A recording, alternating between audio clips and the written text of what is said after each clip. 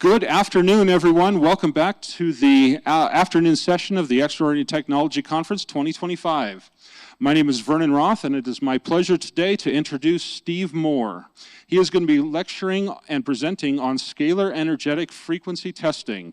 Steve Moore is a global leader in regenerative agriculture and environmental restoration, known for transforming depleted ecosystems into thriving, nutrient-rich landscapes. As founder of Organic Technology International and developer of Nature's bioproducts, his work integrates quantum scalar frequencies to balance the biology, chemistry, physics, and energy of soil and life. From reforestation to bioremediation, Steve's holistic approach, shaped by decades of field experience, personal healing, and innovation, has revitalized agriculture, aquaculture, and waste management systems worldwide.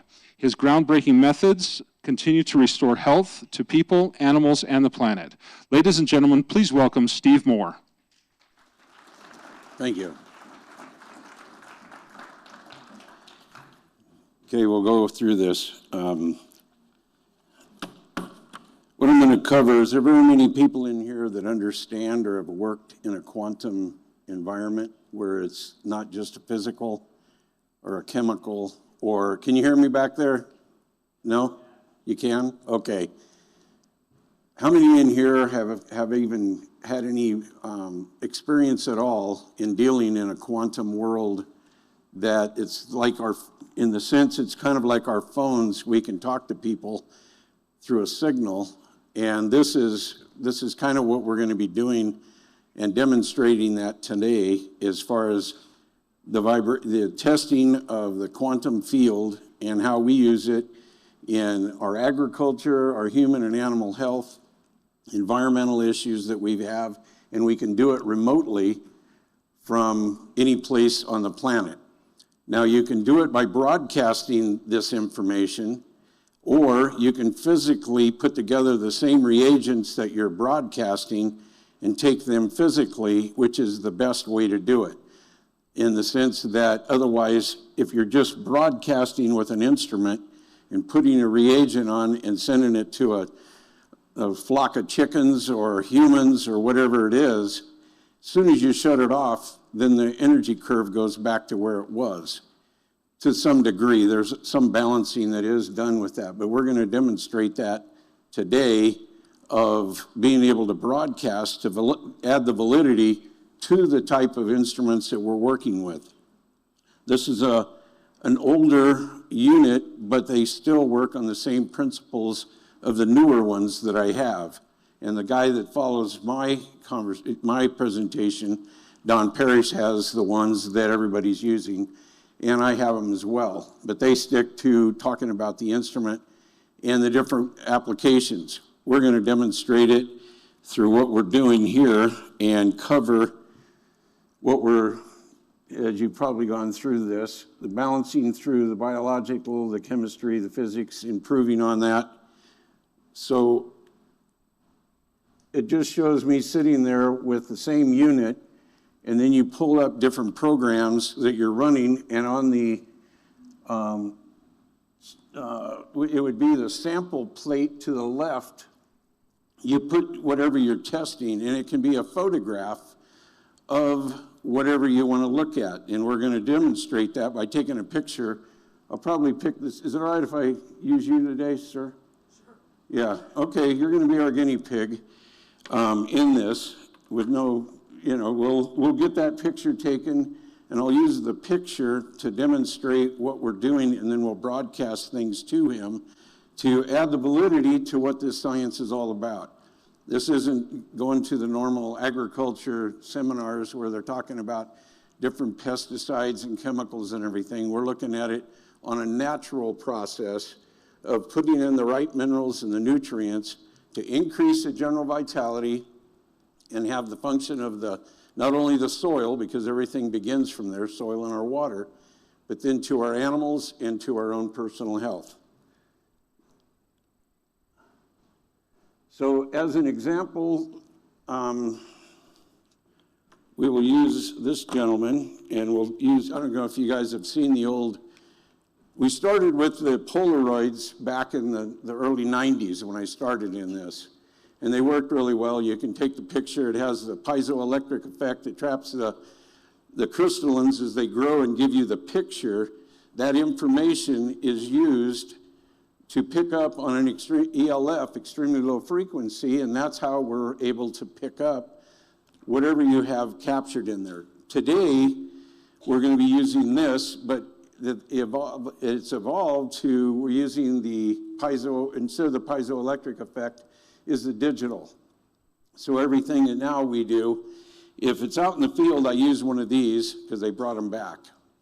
Otherwise, we can take a picture, we go to Google Earth, zoom in on anybody's property, I don't care where it is in the world, and you get a picture of that, and you can set it on here and scan it, and then get all the information you need, and that'll show up here in one of the testing protocols. But right now, let me take a minute.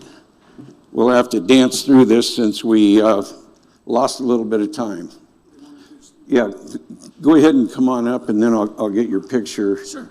If you would. Okay. Don't tell we'll the do it other up here. I'll just have you stand here. Make sure it'll follow. Yeah, stay right there. All right. All right. Hold your hands up so they're like right in there. I'm getting more surface area to take the picture. All right. I got that. We're going to pop right up, let it develop. And what I'd like for you to do is come over here because we're going to use you to muscle test you. Familiar with just simple kinesiology? It has a lot of variables to it, but in essence, it's not going to be as finite as looking at a digital number of energy that we're going to generate. But it will probably show the good and the bad. In other words, just by muscle testing, we will be able to then take the picture and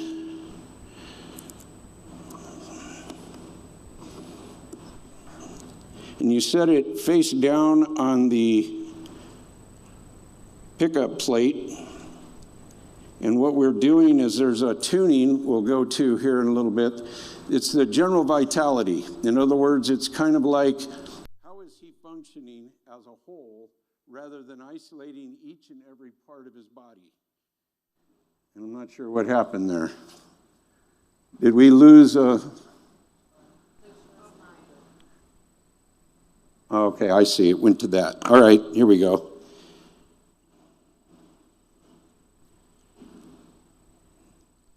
So I'm getting a stick. What I'm doing is turning an amplitude meter, and then when I get peak resonance, I'm getting a stick. And from that, he's at 83 as far as his general vitality. That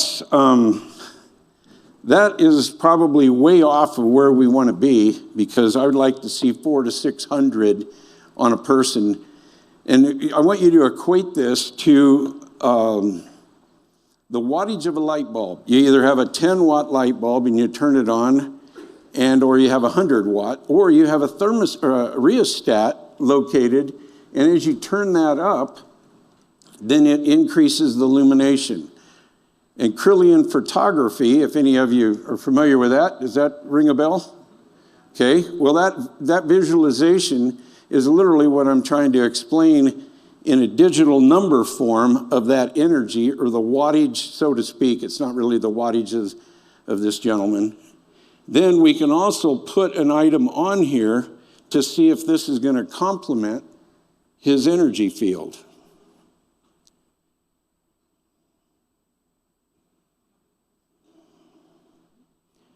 Okay, 773. So there's also another thing we test with, which is more of a humorous thing. I have a piece of kryptonite. You've heard of that? Okay. It's my version of it. And I'll tell you, I don't have much time, but I'll make it a 30-second deal. This comes from Taishan, China. I was over there putting in digesters, getting ready to put our production up. And they were using this to put it on small barges, like 10,000 tons or whatever it was, and they ship it to Hong Kong, right up the river from Taisan, where I was at. And in doing that, they have... I'm just going to set it up for the camera a little better here. Okay. There you go. All right. Anyway, what they were doing is using this to purify the water in Hong Kong. They grind it up and use it to flocculate the water for their drinking. And after I found it, testing some of the stuff that we were using in Hong Kong, or outside of Hong Kong in Taisan, that is, to give you an example, his general vitality with that is all zeros. All right, so what we'll do in this, it's not, I want to send one of these to him. I'll send this item to him, and then we'll test him, just if you would. Sure. And what is your name? Ahmed. Ahmed. Okay, hold your hand up here like this. I'm in a muscle test. All right, so this shoulder's shot, you know. I hope it's the worst one. Is it? First one, yes, sir. Okay, so when I push down, I want you to resist. Okay. You can make all the faces you want. I will. Okay. Watch this. I'll make him cry. Okay. Okay. Let's go to the one you can actually. Yeah, that works. All right. A little Okay. better. You started crying right away. Yeah. All right. All right. Now you're going to resist, and I want you to pay attention here of your strength you're having to use. All right.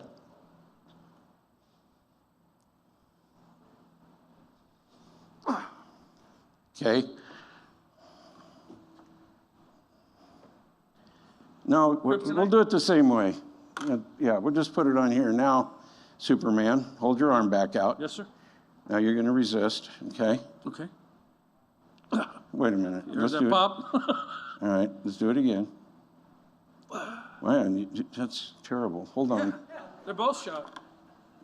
Well, we're going to have to throw some more Wheaties on there for you. Okay. Now, I want you to resist. Well, you probably didn't feel it as bad. No, sir. Anyway, I'm not faking any of this. I'll give you your $50 after the show, okay? Anyway, the point is you can do this either by a distance, or the most important thing, because I've had numerous people want to have some of these, can I put it in my pocket, and will I still be as strong? I said, no. Yeah, you will, but why don't you consume it? Let's put it in our diet. Let's put these things that test to bring our general vitality integrated into our agriculture, our soil, because that's the worst thing we have right now that we're supposed to be living on. And thank you. Appreciate it.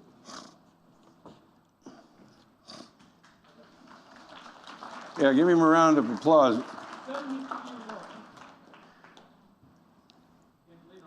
Okay, need to drop that. The test one here, okay. So we're going to jump to, we've gone through this is a part of nature that is pretty phenomenal that we tap into, and that's the paramagnetics of the environment that we live in. And it's not everywhere, but where it's very obvious, this is actually the Sandia Mountains right behind or out east of us. If you're not from here in town, it's the big mountain right east of town. And on the cliff, or on the whole face of it, there's trees that are growing out of the rock crevices. And as you can see, there's not any soil around there. There's no shedding for holding water, none of that. These plants are drawn and growing there based on the paramagnetism, and that, I'll narrow it down real quick, is that this energy that these rocks are putting out, and this is decomposed granite, are actually, that upcrop was from the core of the earth. Lava, basalt, and a number of things that come from the core of the earth have a real high susceptibility to a magnetic field. And as an example of that, paramagnetic rock, here's a magnet, and I'm just using South Pole, it'll actually stick to that. So what the importance of all of this is that in our atmosphere, we have every oxidized element known to mankind, basically. And what that amounts to is that these plants, if they have this type of mineral in the vascular of a plant, or us as humans have it in our bloodstream, then we're more attracted to Earth's magnetic field. Every breath of air has oxygen, and it also has nitrogen. So our body's capable of utilizing all of this, and then the nutrients are actually in and charged from the magnetic field, so they're going directly onto what that tree is growing there. It's like an antenna, so it's receiving and holding on to the atmospheric nutrients. People in agriculture will also foliar feed a plant to get immediate uptake into the stomata of the plant. Well, nature is doing it naturally all over the world, to some degree greater than others. So that's a living example of it being done, utilizing the quantum field and having those atmospheric nutrients go into a plant. And the current agriculture that's going on doesn't give any credence at all to what a plant has the capabilities of, where it's growing, and taking that into consideration, even in a soil test that they may be working with. So they're very, very antiquated on trying to dialogue everything that has to do with nature and the science of nature to grow the healthiest plant. So if these trees can survive, and this vegetation can survive months without water on a sheer cliff, I think we can handle making this a lot better world to live in by bringing that type of energy and integrating it in, and it falls under, say, the physics and the quantum field rather than just biology or chemistry. And that complements it if you're able to do that.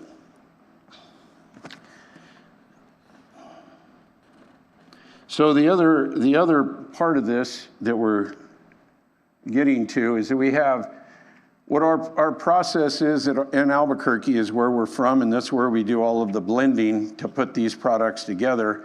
And they come from either oxidized coal, or they call it humate, lignardite. These are organic compounds that have been oxidized because they're close to the atmosphere. We actually use crude oil and coal in a lot of our production, but we have to inoculate it with the bacteria that we produce in digesters to make all of that happen. And then we're using that in just simple landscape operations. So the process and the procedure and the scalar energy frequencies, after we identify the whole gamut of all the different frequencies of all the elements, because everything has its own signatured frequency, then we can put together an action plan and then evaluate all of that to look at the general vitality, as that we were demonstrating here with the gentleman, of what he started with and what do we have to put on it to keep stacking the energy to some level that you're happy with for the plant to actually what you're doing is trying to get the genetic expression out of the plant, and that takes correcting the environment.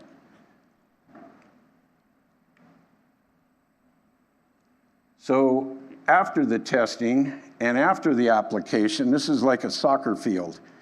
And we do this demonstration for a number of reasons, because we can also have the athlete or the person, or if this is a pasture or a crop, that we're demonstrating putting all of this technology together. And it's really not technology, it's just working with the science of nature to be able to come up with the right minerals that'll get the highest level. That's the expression of the growth with the same amount of water that they're putting on the whole field. And then we can post-monitor with that picture and monitor this gentleman that was just here from that picture for basic lab pictures that are 15, 20 years old that were like this. You know, actually they were the Polaroids. And then you can put them on here and still pick up that geographic location or that human. Then we can make adjustments to treat it again or add what it didn't show and go from there. So the evaluation goes on and on and on. And if you take the individuals that are playing on this soccer field or any athletic environment, whether it's your house, your home, the garden, if somebody stands on that piece of grass or that block of grass, they're going to be just like they were that Hamed found, that it'd be stronger and healthier than if he stands off of it. So we treated it with variable minerals to get that up. And in 2 weeks, that's the kind of difference with the same amount of water that is on the irrigation system or not. This one was not on an irrigation. It was in West Virginia on a soccer field.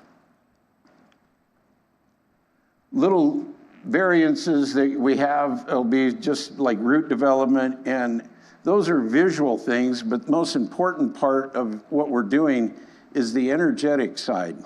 We live and develop based on the energy we have, not on how much food we eat. And that's the biggest problem we have right now, is we're overloaded with the wrong kinds of food. And those are leaving the toxins, and I'll cover that as well. And this is part of an evaluation that will speak to exactly what I'm talking about.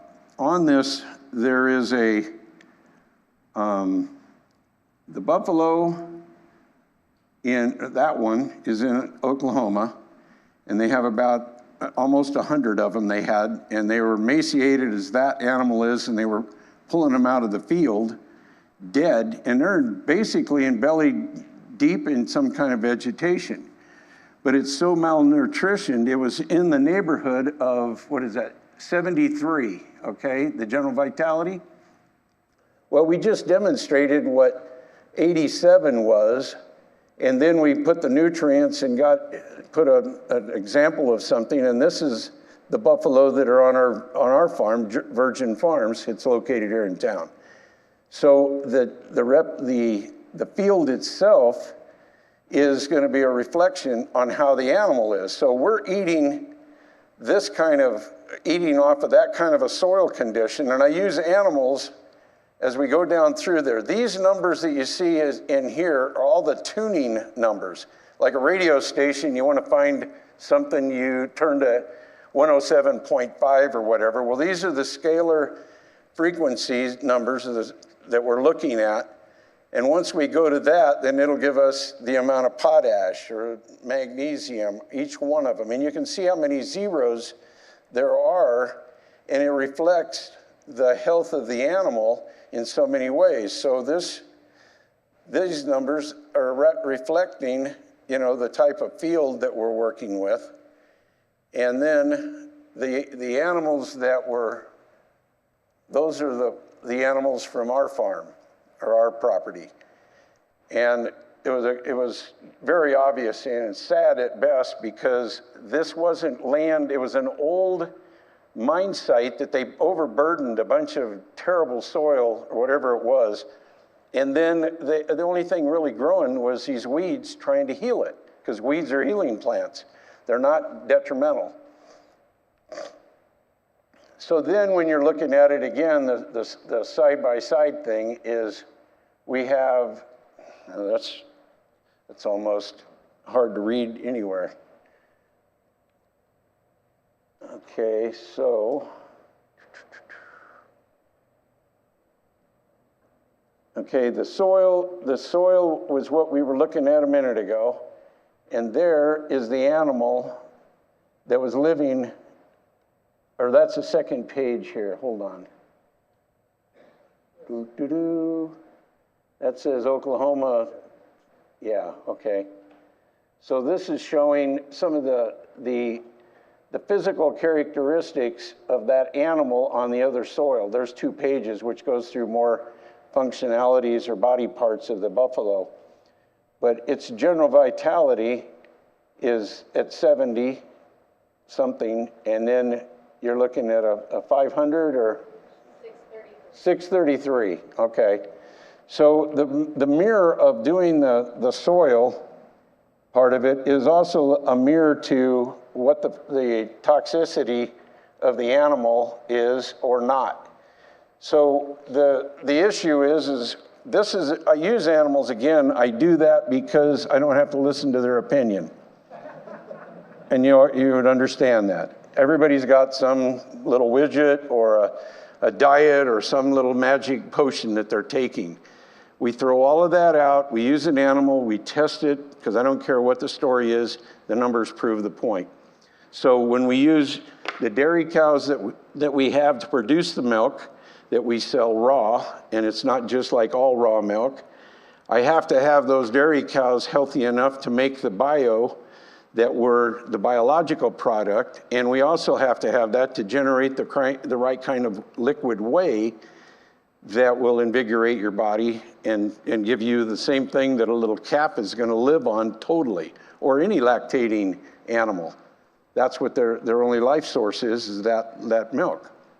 So we see how that affects the offspring, and I don't have to look at Cheerios or gummy bears and all that kind of stuff. We're dealing with animals, and you learn more from that by watching not only how they thrive, but their disposition. And that's the biggest part of it that I'm locked in on, is the nature of the people that were around all the time is just pathetic.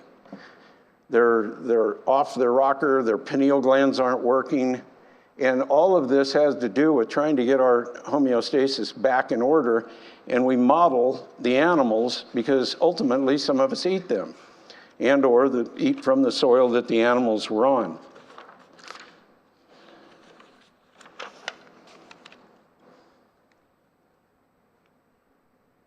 So the moving forward into the environment, which determines the expression of the gene, here's an example of the biology that we use, the bacteria, to accelerate breaking down organic compounds to something to get rid of the detrimental aspect of a chicken farm, and that's a lagoon. Believe it or not, there is water under that.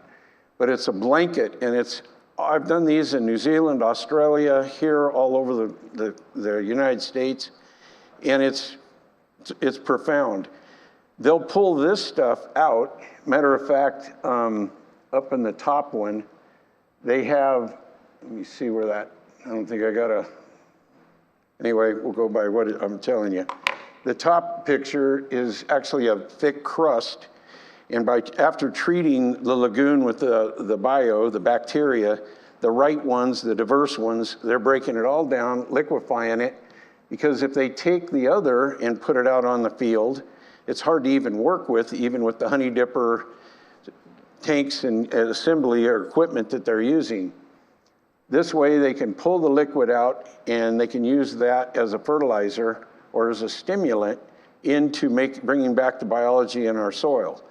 What we have found in the last 3 decades of doing this, we're at the worst stage I've ever seen in the biology in the soil because of all the chemicals that are being used, and they use more of them because the crops are getting worse, the immune system is a wreck, so they have more insect damage, more fungal issues.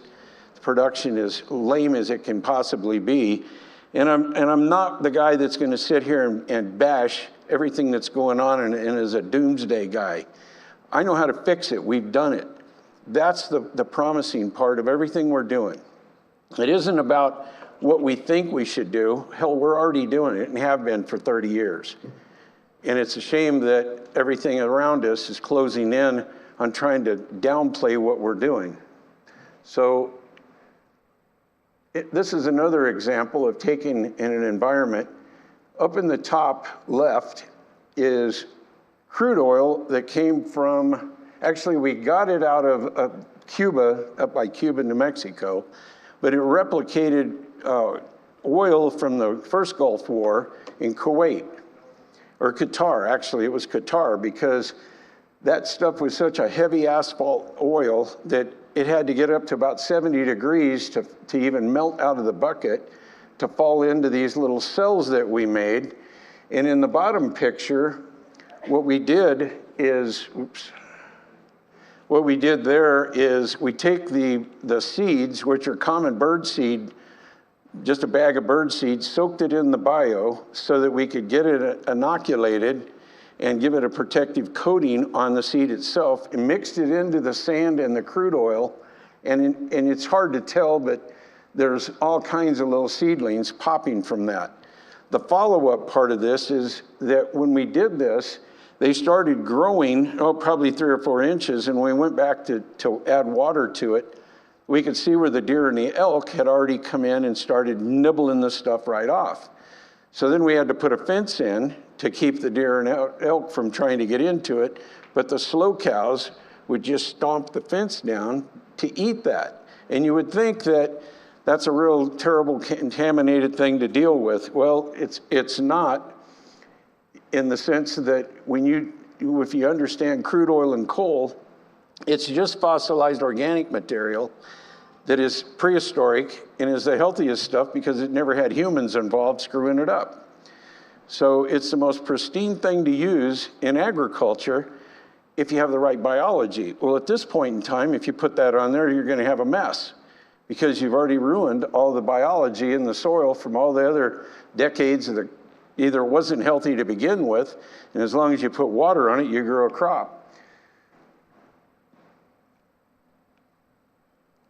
Okay, so the other part of this particular demonstration from our farm is we have a lot of tours with kids coming down, and one of the steers, or actually they're all like that, they're so docile and mellow from their diet being good, they don't eat near as much food, and they're so passive and relaxed. This particular big steer, about 1,400 pounds, didn't even bother getting up. The kids were crawling all over it. And the buffalo that were in the picture earlier, when we turned to look, there was a little girl over there rubbing, scratching its forehead. You know, and the parents and the chaperones are scared, going, oh my gosh. I said, just don't say anything to put fear into that little girl, because the animals will pick up on it.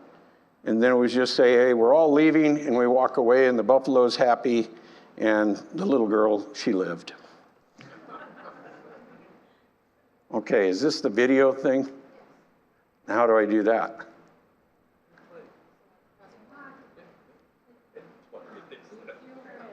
Oh, there we go. I had to cue somebody. All right, here we go.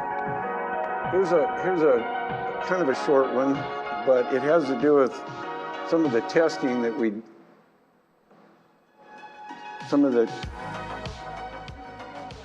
okay, there you go.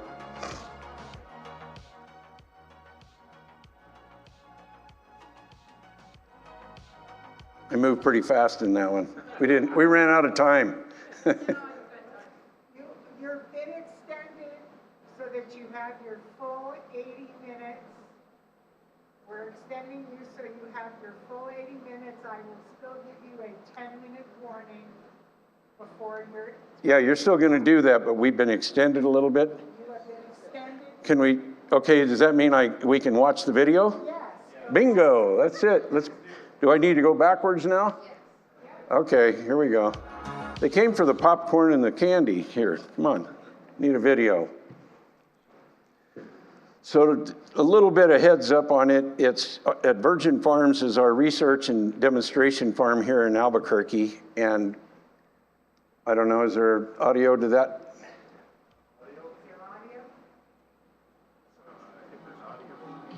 Oh, maybe it is. Here we go. Part of it. I don't know, maybe the music is it. It's just showing basically the garden and then, okay.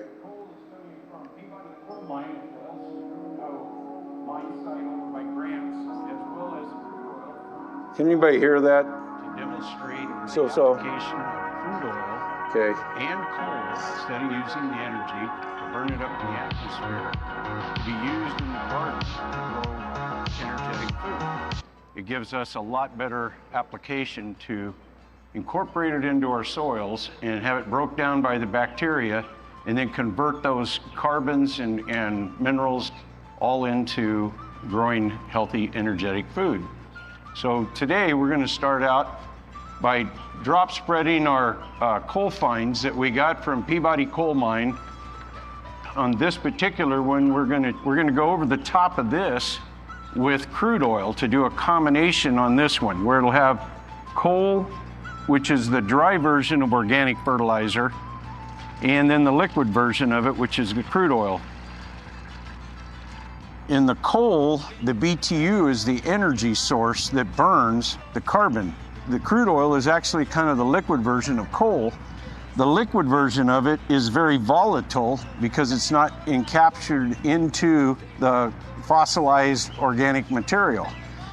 This real rich carbonous material that we're using for petroleum to burn and run energy has a lot more potential in enriching the soil carbons that have been depleted or never were here to actually grow it and convert it to food. And again, the primary reason for doing this and demonstrating this is because I don't believe that the proper presentation of value of crude oil and coal have been properly used, and the stigma behind all of it is very bad as far as showing the greasy ducks and all the contaminated issues of what crude oil has caused. But anything in excess can be a toxin. We've done this before, even last year in a certain area. There's a 4-foot swath from here to the chickens, 70 feet long. July 4th, we put 30 gallons of crude oil on this whole thing, all videoed, documented.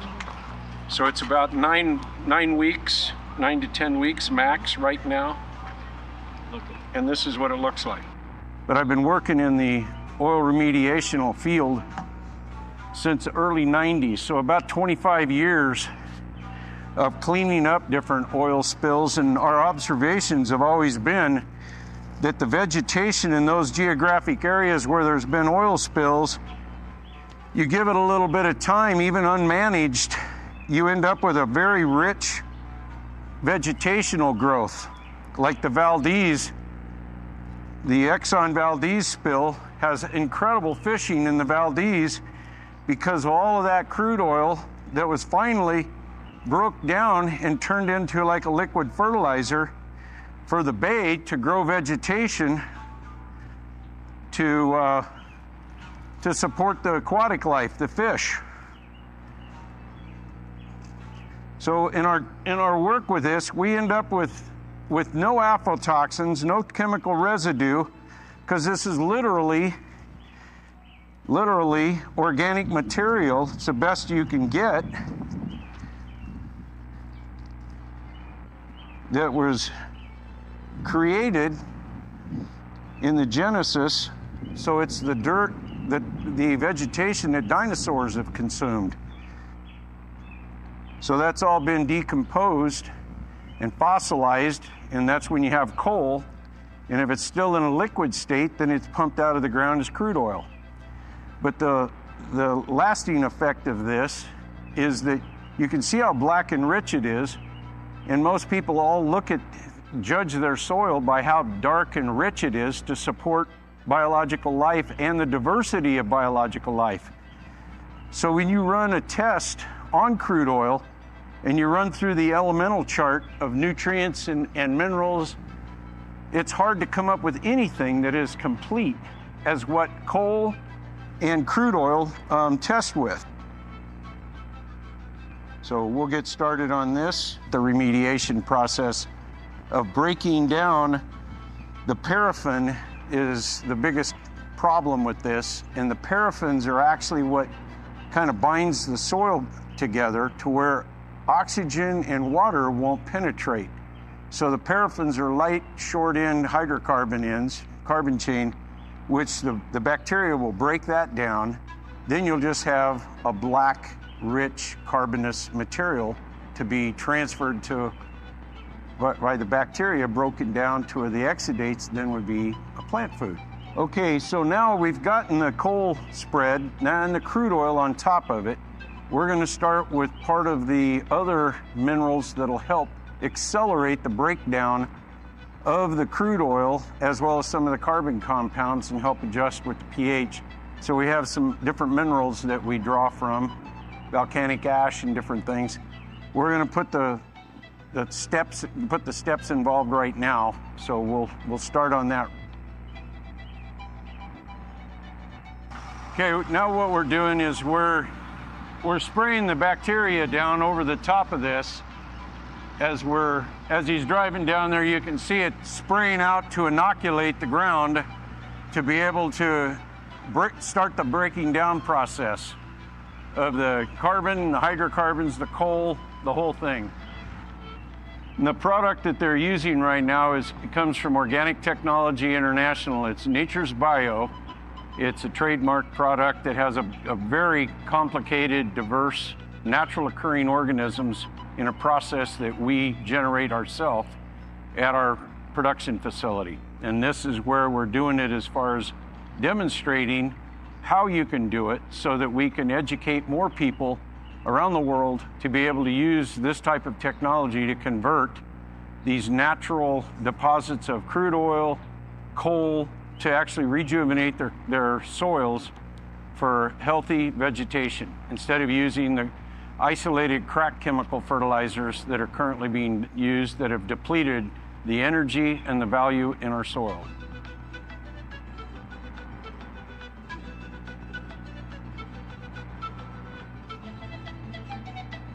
That's it? Oh yeah, okay, it'll segue into something else. And just highlighting one of the brochures that was generated from a lot of the results we get from the farm to share that with everybody.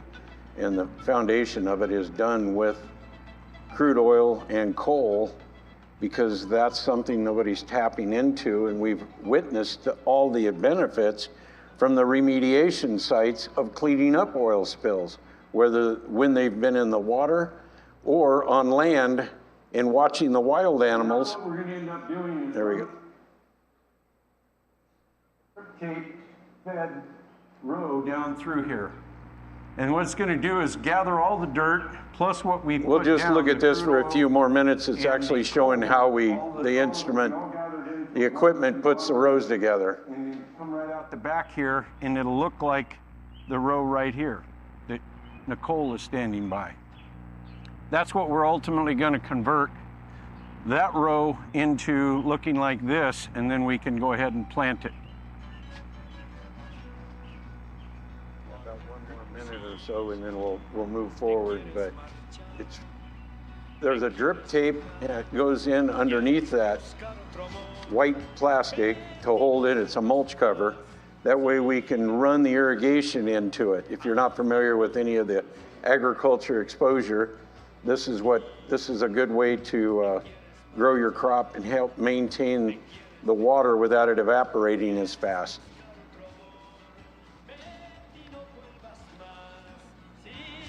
The piece of equipment, I'll put a plug in. I get it out of Pennsylvania from the Amish family that has been building that same unit, and that's probably 20 years old, that piece of equipment, and it still works wonderful. But it's for sale if anybody wants it.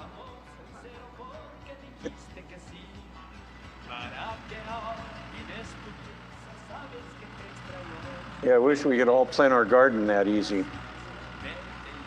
Just drives down through there, curls all the dirt up, covers it.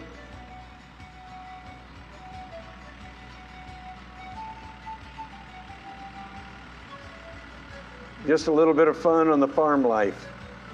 You can't beat it.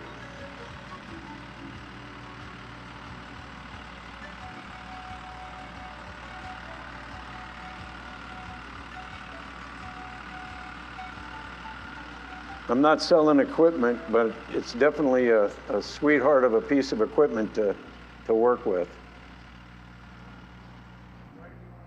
There, as you can see, that's the I'm same moving. thing that we put down on the ground to validate that it's actually a crude oil. It's raw, unfiltered. Nobody's done anything to it. It came right out of the wellhead, and there's that much volatile activity with it.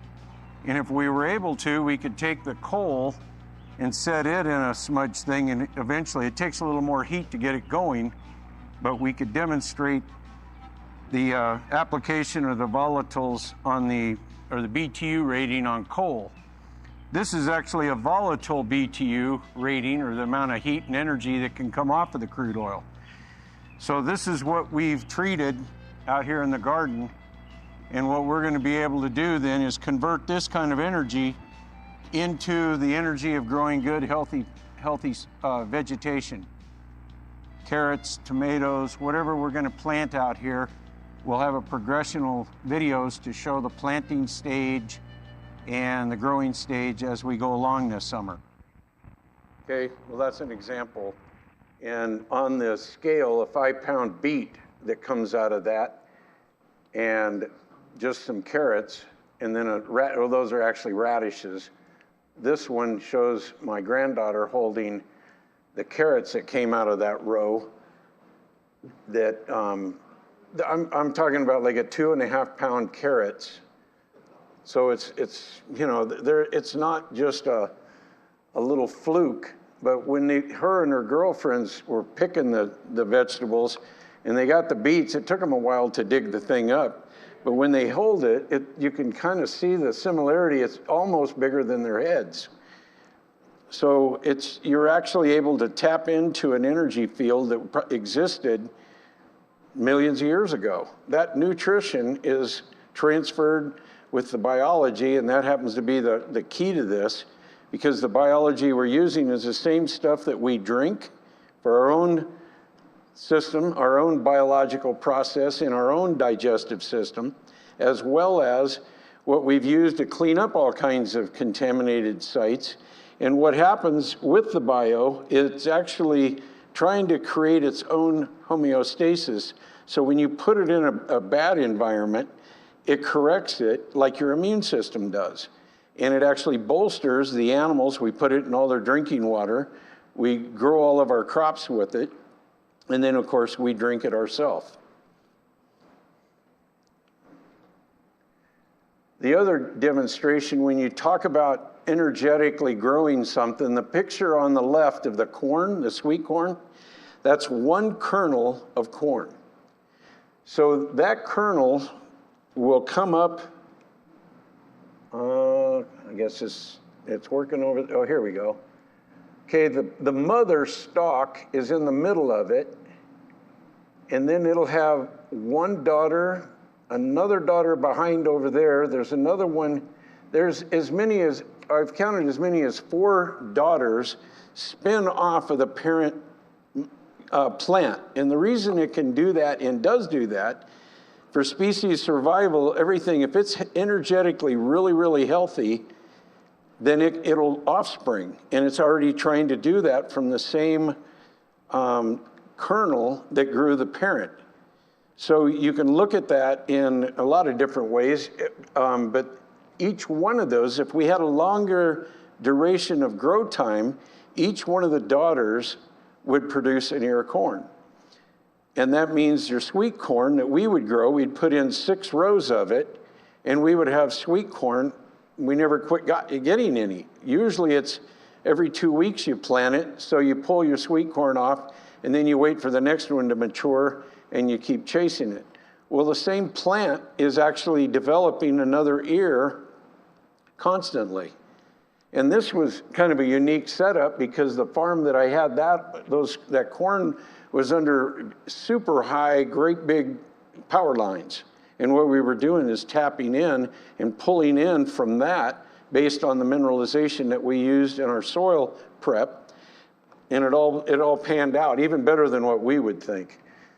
The tomatoes, as you can see, they don't look like the wagon wheel tomatoes that you buy anymore. And those are all calcium nitrated to death, along with aflatoxins and everything. That is the bad news. There isn't any food, organic or not, that is sold in this country to this day that isn't radiated. And that'll shock the hell out of you, and it should.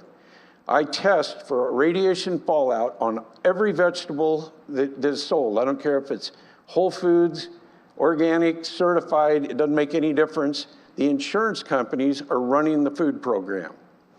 So when they radiate it, whether it's imported, they were doing it there before they started doing it across the board. But we buy vegetables. I spend thousands of dollars a year buying things and bringing it in and testing it to find out what's going on. And then what can we do to fix that?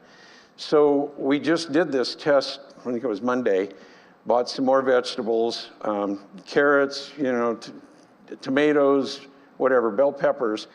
Everything had a radiation fallout, not one of them passed.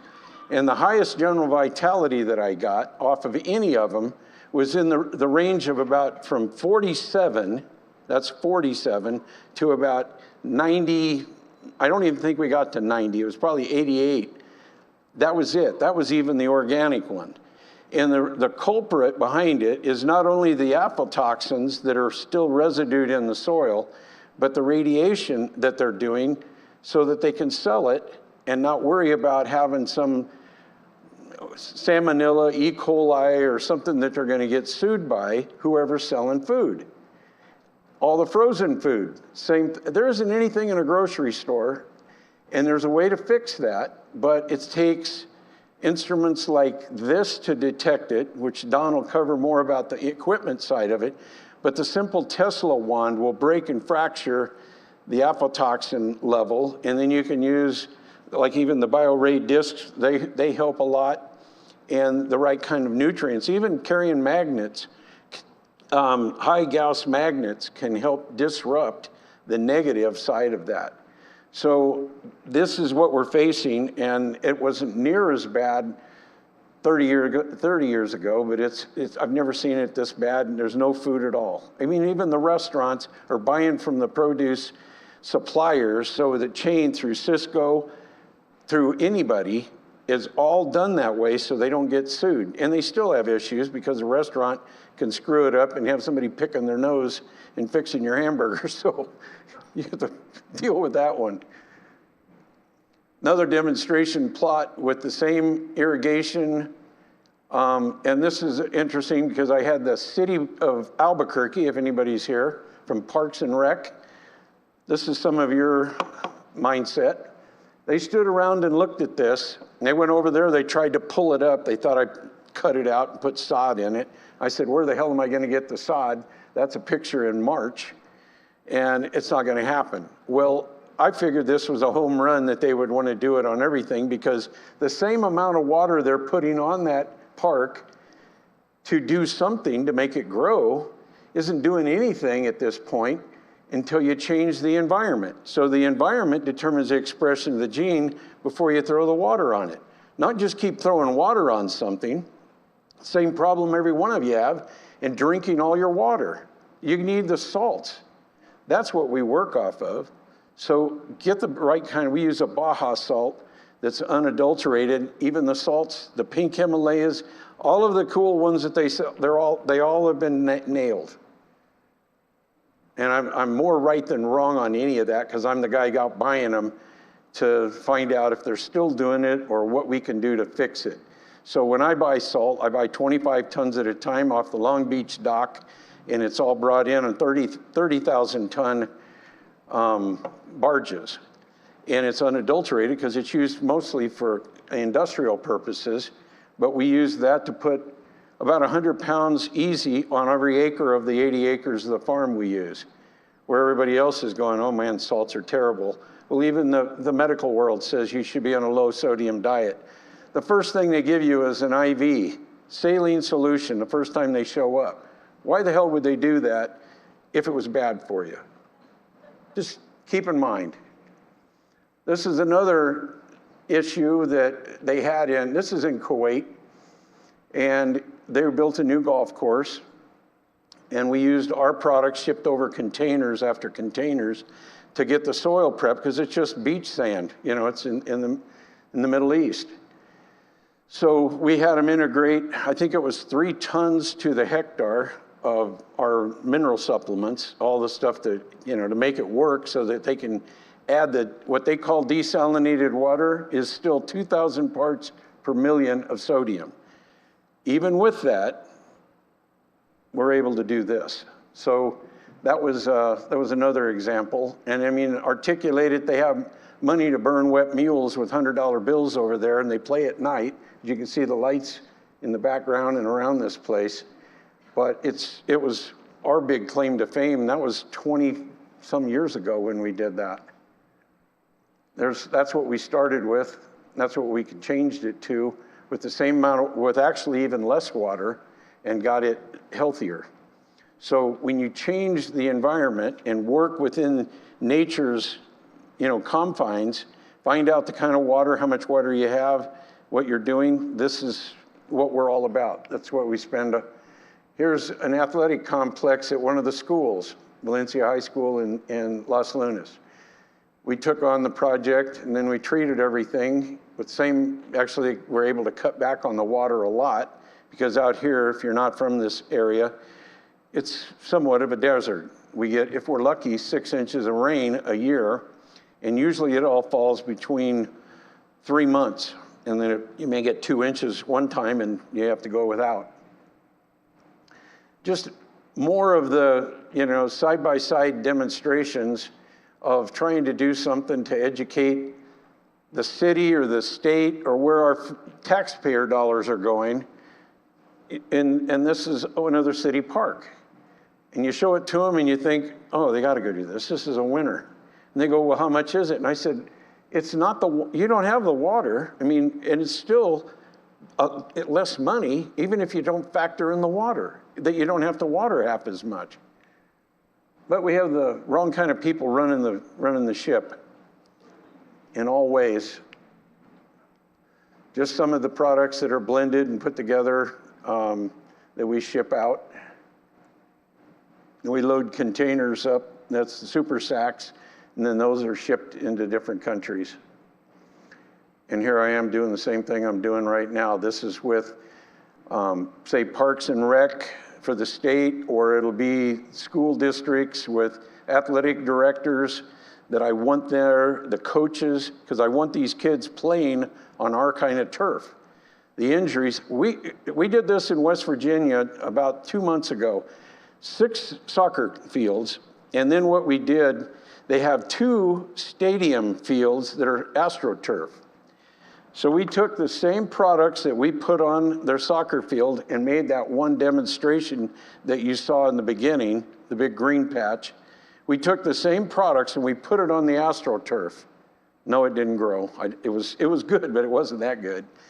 But what it did do is when we took the coach and had him stand on that AstroTurf where it wasn't treated, and we muscle tested him, and it was very much like Ahmed doing this where it hurt. Then we had him stand where we did put it on the AstroTurf. So he was making direct contact, even with his shoes on. The energy field that we're talking about is still present. He stood on that and he was just as strong as he was almost, I couldn't get his arm down, as he was when he stood on the natural turf that was treated, as he was on an AstroTurf. And their biggest complaint, even all the athletes that are making millions of dollars, they're all complaining about getting hurt. Well, as he says, if you got a pain, you're magnifying it if you're in a poor energy field, and you make that change, and then that changes the whole physiology of what you're going through. You see where we're at here.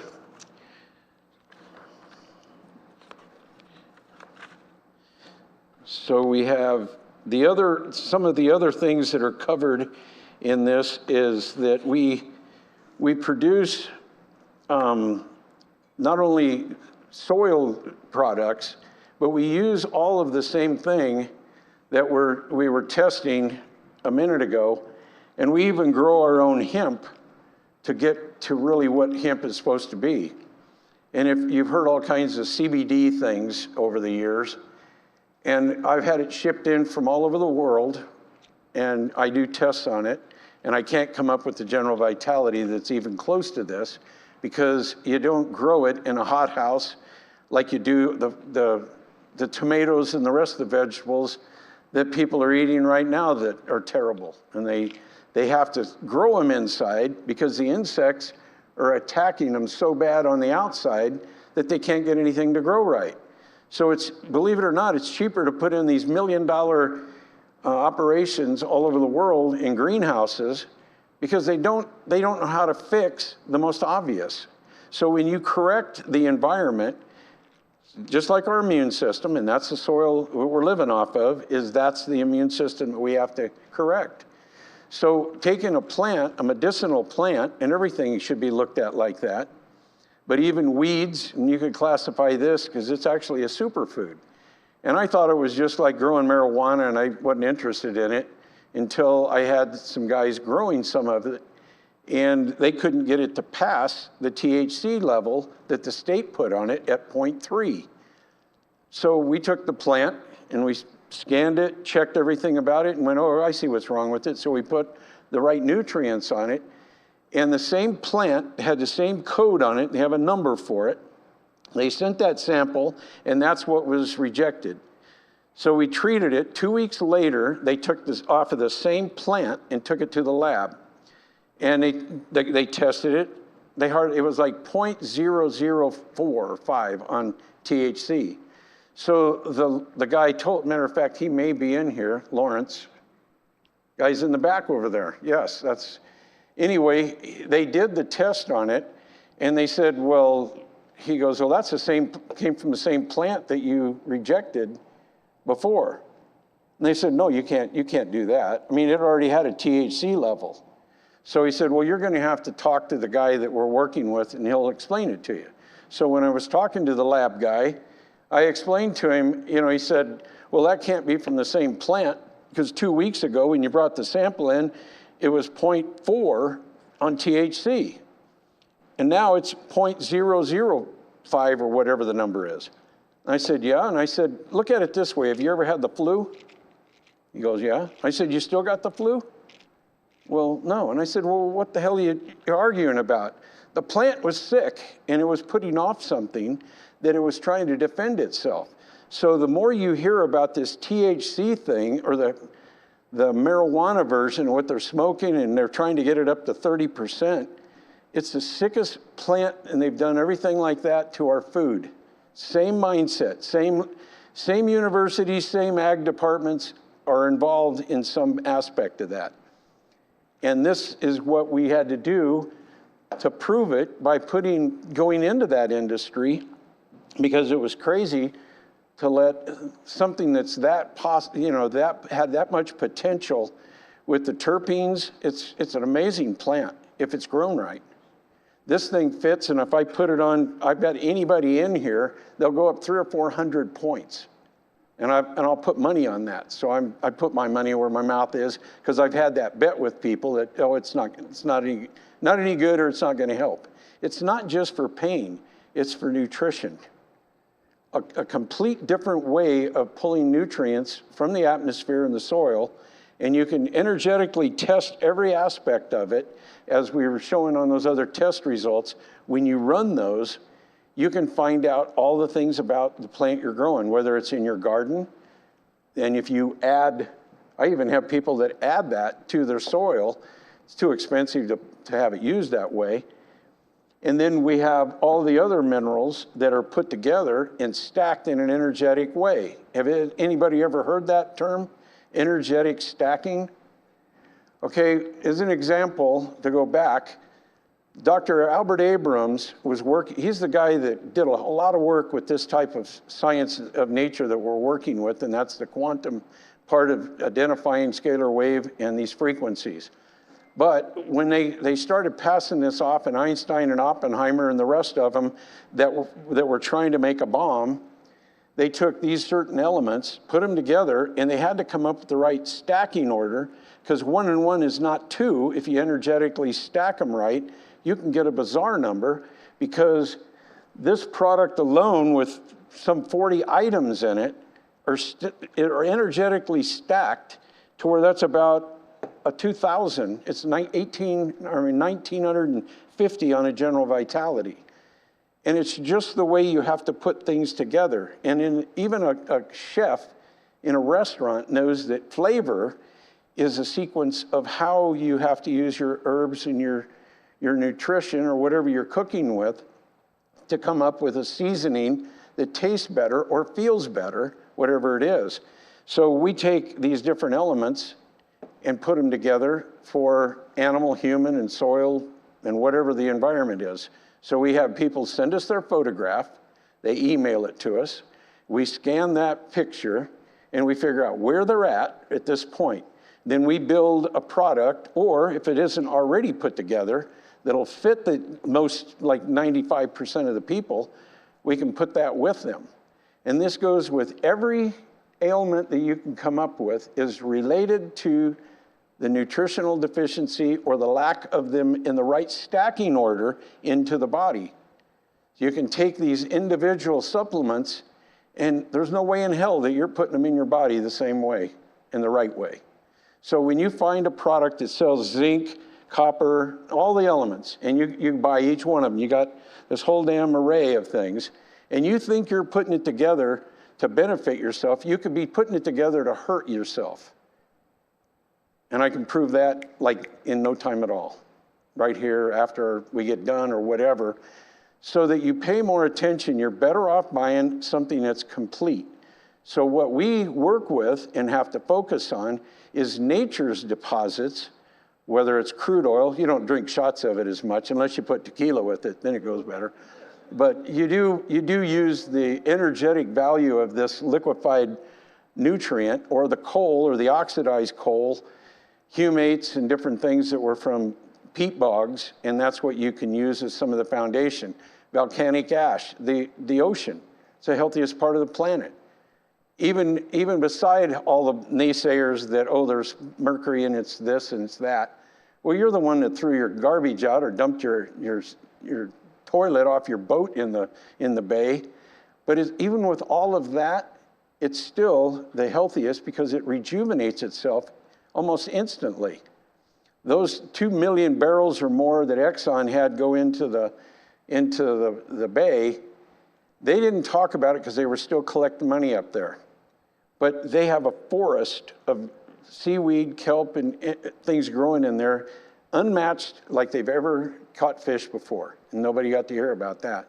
They picked on all the negative things and beat the oil to death. I would use it for what we demonstrated, but we still have to use something. But this would be a good alternative. And we're doing that so that we just put in another 80-acre place in West Virginia, totally with coal. They put 2 tons to the acre, and we got it on the ground, and we inoculated it with our products so that we can rejuvenate it. The general vitality last Friday was in the 1200 range, and it still is going up only because we put too much on it. It's like you eat your second or third helping, you get lethargic. Well, even good things you can be lethargic from. And then after the biology breaks some of it down a little more, then it'll peak back up and it should, do fine. And that stimulated for hay fields that this gentleman's worked with me for 15 years buying our hay from New Mexico, shipping it all the way to Kentucky and Florida on semis to run for the thoroughbred racehorses. And that's where we cut our teeth on it, is showing the result in an animal instead of an athlete. That's the athlete that's abused more than even the ones that we watch on television and playing basketball and football and et cetera. So the thoroughbreds and the animals are fed the terrible grains that we're producing. They have no idea, and we're talking about $500,000 horses. They get sick or something goes wrong with them, they put them down. They just go, well, they're played out. No, they aren't played out. Neither are you. I don't care how old you are. I'm 70. I'm still firing away. And I'm not going to give up because there's a way to follow a biblical life that 2 or 3 times what we're about. If we can just get closer to that and pay attention, we'll get it. Questions?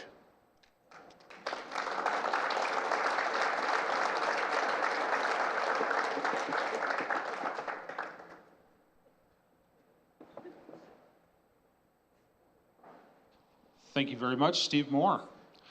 Do we have questions for the presenter here?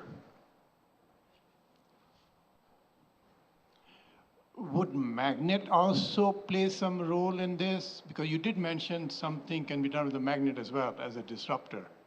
As the magnet? Yeah, if you had a high power Paramagnetic field, yeah, the paramagnetics, yes. What would you like to know about that? I mean, how can, if I had a powerful magnet, Yeah. can I use it to my advantage in this, in the garden? You could. You have to find out what it's affecting, what minerals you have in the ground that are susceptible to the magnetic fields, because the others are diamagnetic, and that's the organic compounds. But the biology in the soil will benefit from it if you can increase that magnetic field. I don't mean put a 10,000 Gauss magnet under each of your plants, but you could bury it deeper. But the minerals that it's attracted to are the ones like granite, lava, different lavas, and basalt. You don't have to do anything. It's going to draw that magnetic field from the atmosphere. So it's more economical to add like the paramagnetic rock that we were working with, and some of that is magnetite, which is about 100,000 CGS. And the other CGS that's a measurement that Dr. Phil Callahan put together, an instrument that could pick up, if you hang a magnet on a string and hold it over here, you'll see it try to pull like it was holding the little vial on there. But you could add the magnets, or better off, find the paramagnetic rock and use it to integrate it into the soil, and you can improve the plant's energy that it's going to draw from the atmosphere. They're a lot healthier, and we are too. I mean, I eat paramagnetic rock myself. Not spoonfuls of it, I don't have it, but I know it's in that material because I'm the one that put it together. Yes? Regarding the, is it loud enough? Regarding the Exxon Valdez tragedy, how did you deal with the core exit that they dumped into the Gulf? I mean, that stuff is... The chlorides? It's called core exit.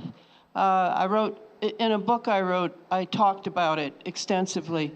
It's a type of bacteria phage. It eats bacteria. Mm-hmm. And I just wondered, how can you use the oil from the Gulf with the core exit in it? Because I don't think that would be very good for us. What, from the oil? Yeah, well, first off, you're right. There's always a devil in disguise in everything that we eat. And you have an immune system. Yeah. And it's a wonderful thing to have, or we wouldn't be here. Right. The environment has that same immune system. This biology that we're working with, in the digesters, I pour crude oil in there to tease them or feed them.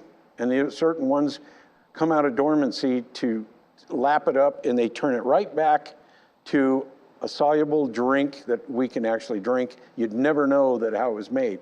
So in the Valdez or any environmental environment, you're always going to be able to find like a algae bloom in a big lake that you go, oh, that's terrible. Well, it is terrible, but they've screwed up the environment. Always remember that. The environment determines expression of what grew. Right. Those particular organisms, you have them in your body right now. You have cancer cells. Every one of us has it in us right now. And when somebody, that's another thing that makes me want to just come unglued of what they've done in the human health of telling somebody they have cancer so they can chemo you. Yeah. That's what they're thinking. How do we chemo that disease? We don't have to at all. Yeah. There's not one person that I've tested that had cancer. Most of them didn't even have cancer. They had a lump or they had something, and they immediately said, you have cancer and we need to start doing something. You need to put that homeostasis back in place, give them the right stuff, and let the body do the work. The environment is no example, because that's what is our life force, is the food, the water. So the core exit was probably dealt with. Yes, naturally. Nature. Naturally it would be. You got to feed enough of the good guys, because we're at battle all the time. Yeah. I mean, we got the dark side and the light side that we're facing spiritually in every other direction. And they'll look you right in the face and lie to you. And then you got to be able to manage that. Okay? Okay, thank you. So my question was, so it is fascinating that you're turning something that we've been told all this time is a toxin into an organic fertilizer. Yeah. I was wondering though, have you ever used, okay.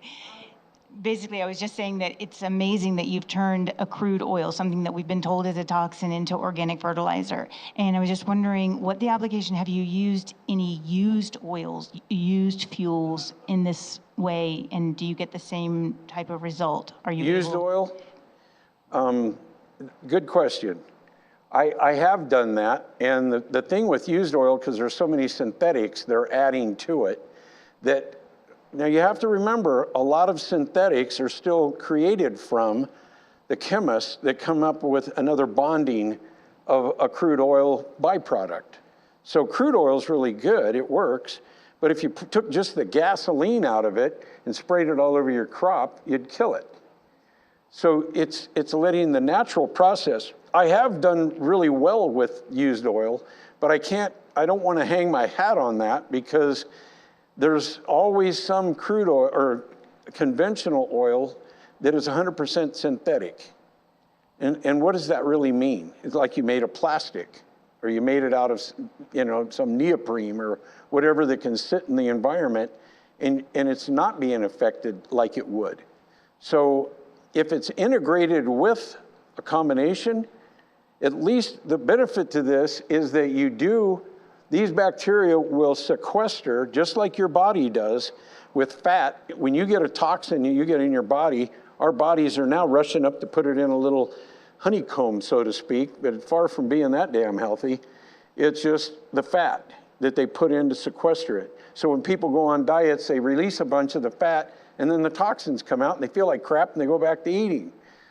But the environment can manage that, because it can sequester these heavy metals, toxins, and they may still show up in a mass spec test, but when we're testing energetically on a quantum level, a lot of that doesn't show up, which is wonderful, but I can't say all of them are gonna do that, and what the time frame is. I'm just working with the raw crude oil out of a tank battery.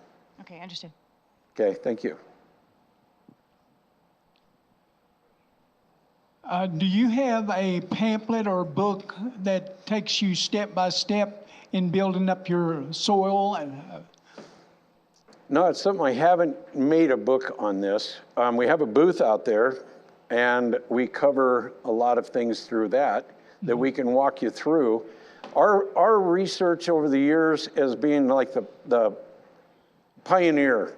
I'm the guy that goes out front, does all the testing, formulate this, figure out how to solve a problem, and then we should come back and look at the marketing potential of that. That's driven more to trying to give something that people can follow. We can walk you through it. We have as much information as we can over 30 years of field work of what we're dealing with, or, I don't know how this watch works, or I don't know how the phone works, but I have one. So if we can get a picture of your animals, your family, your farm. We can tell you what needs to be done to it. Specifically because it's unique. You're unique. I grow some of the best Johnson grass around. How do I get rid of it? You need more sheep or goats. I'm telling you, that's it. Yeah. Well, I'll tell you what, that falls in, let's call it in the weed category. Because I'm fighting pigweed, because I did the cardinal error. Last year I fed a bunch of the pigweed to our dairy cows. So when they crapped last winter, we put it all over our garden. And now we have the best pigweed that we could possibly grow.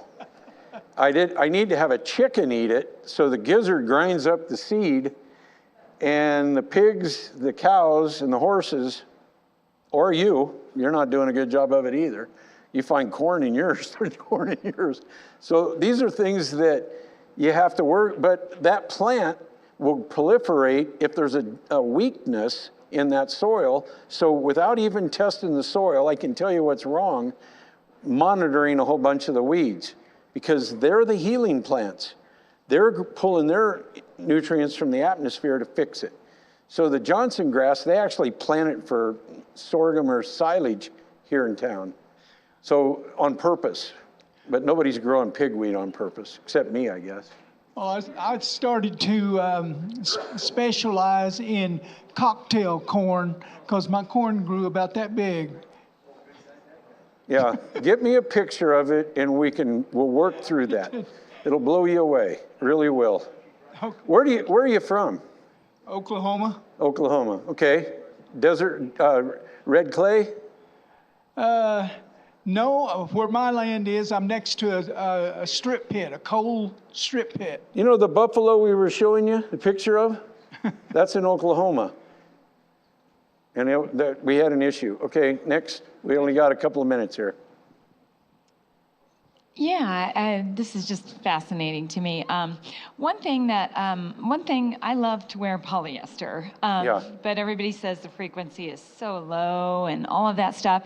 Do you think that the incredible properties that you're talking about with crude oil could be used to make like fabrics that actually were very organic and energizing? So if the sheep or the animal you're going to draw the cotton or grow your cotton with this, the energy comes comes with it all. It comes through the plant into the fiber into any part of it. Now I go ahead. I'm sorry, I was just thinking about how they use petroleum products to make polyester. Right. Instead of just the awesome organic cotton, which I know is amazing, but it's not always convenient to wear cotton because sometimes I agree. So what I think can be done, and we've done this, is you can imprint the frequency into the polyester, so you can actually take your clothing and put it on one of these type of instruments, and you can imprint, like even an advanced biophoton unit. It's amazing what you can do as far as using the polyester or whatever compounds are there to be the antenna and the recipient of it, to hold it. That's how crystals should be worn. Never buy one, never put it on unless you either clear it or scan it and test it. The worst thing to ever put on your body. And they'll sell them all over the place.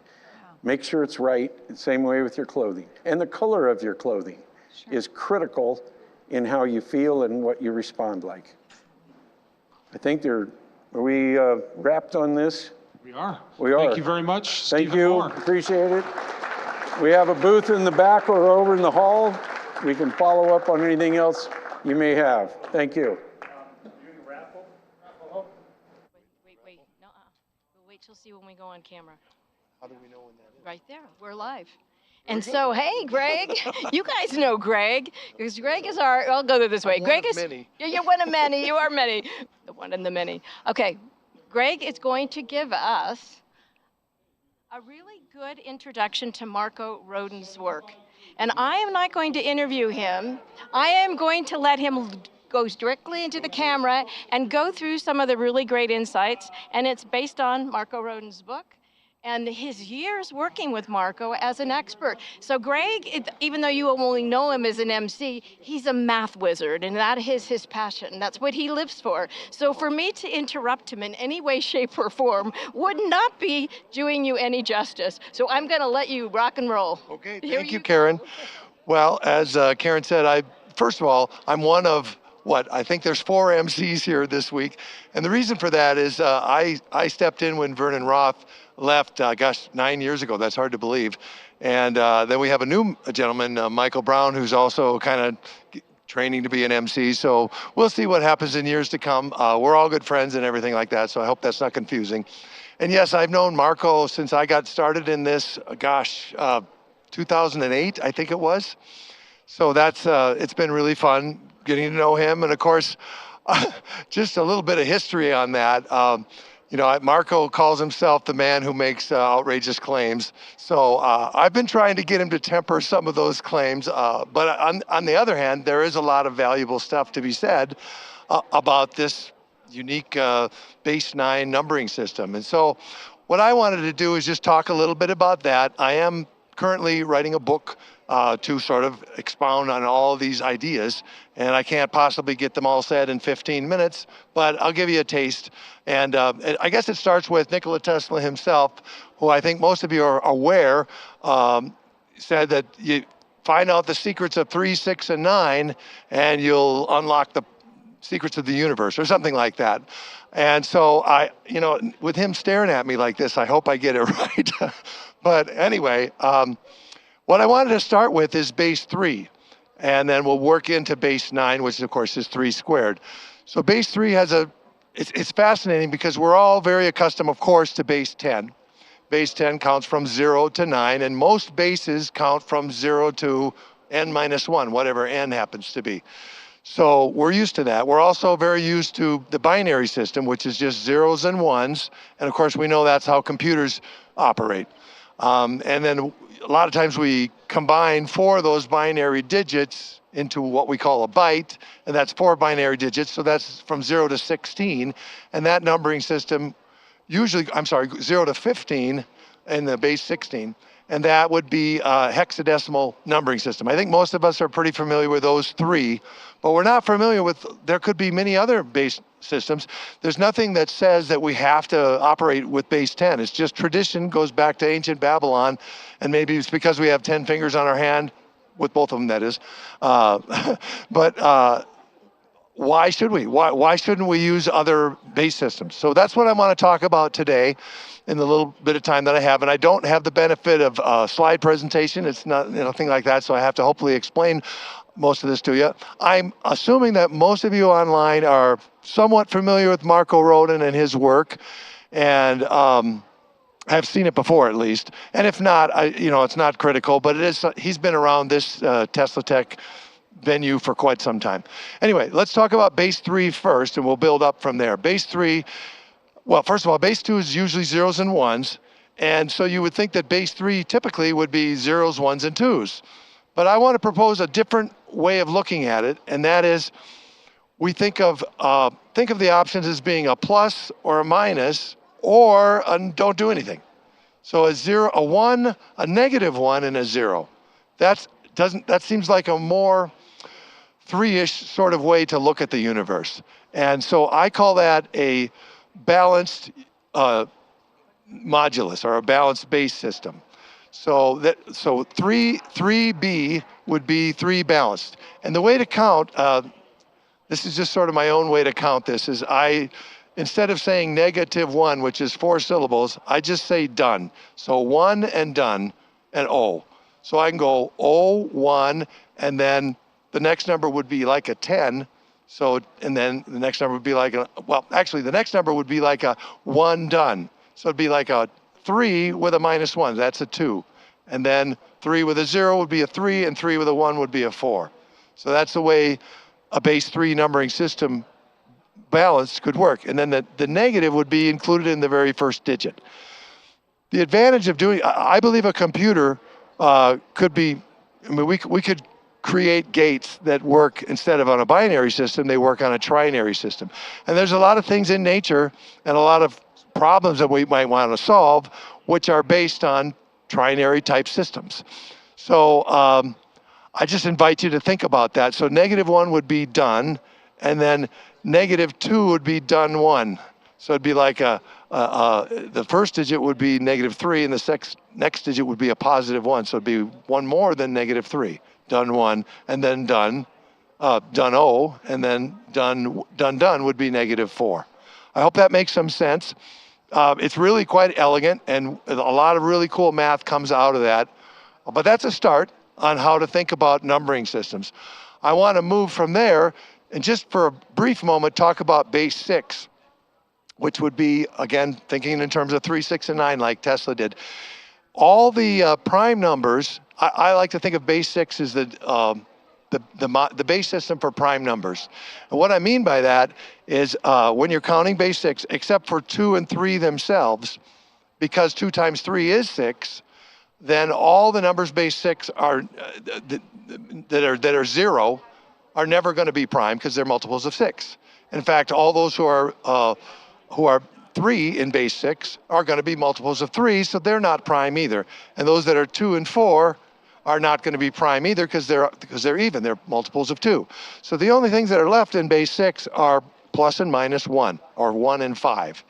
And so all prime numbers for all the rest of eternity are going to be plus or minus 1 in base 6. So it makes sense to think of, if you're dealing with prime numbers, to be thinking of base 6. So that's just there's a lot more to be said about that. I won't spend more time, except I would like to now move on to another base, which would be base 12. Base 12 is obviously the base of music. So we can think of, we think of 0 to 12. Now I like to think of it from 6 to -6, or -6 to 6 would be the way I would count it. But in any case, it's obvious that we know that there are 12 halftones in a musical scale, and that a full octave is a full completion of that. And so we could think of each time we add a digit, that would be the next scale of it. Or that the first digit would tell us which octave we're in. So we can. It's just very natural to think of music in terms of base 12 numbering system. We don't. I've never heard anybody say that, but why not? That just makes total sense to me. So now we're going to move into, and I don't know how much time I'm going to have left, but I want to move into base 9, which is of course 3 squared, and that's the one that Marco spends most of his time in. It has lots of really unique properties. Thank you, Kyan. It's one thing that's unique about base 9. It is that 9 is a square. And why squares are significant is the following. It turns out that if you were to take a sequence of numbers which are arithmetic, let's say, for example, in base 9, 1, 4, 7. Or as I would say, 1, 4, do. 1, 4, do is -2. Okay, so 1, 4, do, 1, 4, do. That is counting by threes arithmetically. Okay? Now, in base 9, and it's always true in a squared numbering system, that when you do that, it's also a geometric series. Let me show you what I mean. If you take 1, multiply by 4, you get 4. That's pretty easy. And if you take 4 and multiply it by 4, you get 16. But now mod 9 means 18 is like a 0, so it's 2 less than that. So it's 1, 4, do, 1, 4, 2. Now we take do, or -2 times 4. Well, 2 times 4 is 8. So -2 times 4 is -8, which is +1. So 1, 4, do, 1, 4, do is both a geometric and an arithmetic series. That only happens when the base is n squared. And therein lies the magic of base 9. We see it again in base 25. We see it again in base 49, which is 7 squared and 5 squared. And thank you. And so there's just an example of we're going to see that same kind of magic happen in those moduli, if you're really technical. But okay, so what that allows you to do is it allows you to create these maps, which hopefully those of you who are familiar with Marco's work have seen these. He calls them shear maps. And a shear map is sort of a, if you will, a plane of like 2 vectors. Now, I know a lot of you are not mathematicians, but mathematicians have a term called bivectors. What a bivector is, it is a really, it's a cross product, if you will, or a coming together of 2 vectors spanning a plane and then pointing in the orthogonal direction. We use the right-hand rule. I'm kind of doing it without, I can't help it. That's just how it goes. So that's the way to think of these, as bivectors, not as vectors in and of themselves. And it's a whole plane of bivector quantities is what one way to interpret these wrote-in numbers. And what's really cool about it is that there are kind of like 3 special axes, the axes that's along the 1 direction, on the 4 direction, and on the do direction, or the -2 direction. The same 3 numbers we just talked about a minute ago. We can think of them as forming axes, and we're going to, we can do some amazing properties because physical space itself is also 3 dimensions. And so we can think of them as each having a different direction, if you will. And then there's a 4th sort of a scalar, which we can think of as maybe as time, which is sort of the redundant direction, which is the 3s. The 3s, obviously squares, that one is a degenerate number in the base 9 system. But the degeneracy is not a minus, it's actually a plus. It actually gives us something really valuable. And I can't get into all the details and I can't show you the maps, but what I want you to understand is that I'm working on right now, there's a quantity in mathematics called quaternions. And quaternions are four-dimensional objects. They're like three complex numbers in each of the physical directions, and then there's a fourth scalar quantity. And it turns out the laws of physics can be really succinctly expressed using quaternions. We've gotten away from that since the 1800s, and there's historical reasons for that and all that. But the point is, it's a really elegant way to do that. And this numbering system, this base 9 numbering system with 3 separate directions and a scalar quantity, works very well with quaternions. And so what I'm proposing what can be done is we can actually take those 3, there's actually 4 components, 3 directional components and a scalar component, and encode them into a single number, and then do operations to solve physical problems, and then convert them back. And in order to do this, the Rodin numbering system is precisely what we need to be able to do it. And the beauty is that the numbering system itself provides the answers as we go. And so even though there isn't, how would I say, information in the plane, the structure of it gives us the ability to solve really complicated problems and equations. And that's the fundamental, I think, beauty of the Marco-Rodin numbering system. So I think I'm about done here. So I'm not sure what to do when I'm done. Do I just say sayonara? So thank you very much, and hope you enjoy the rest of the conference.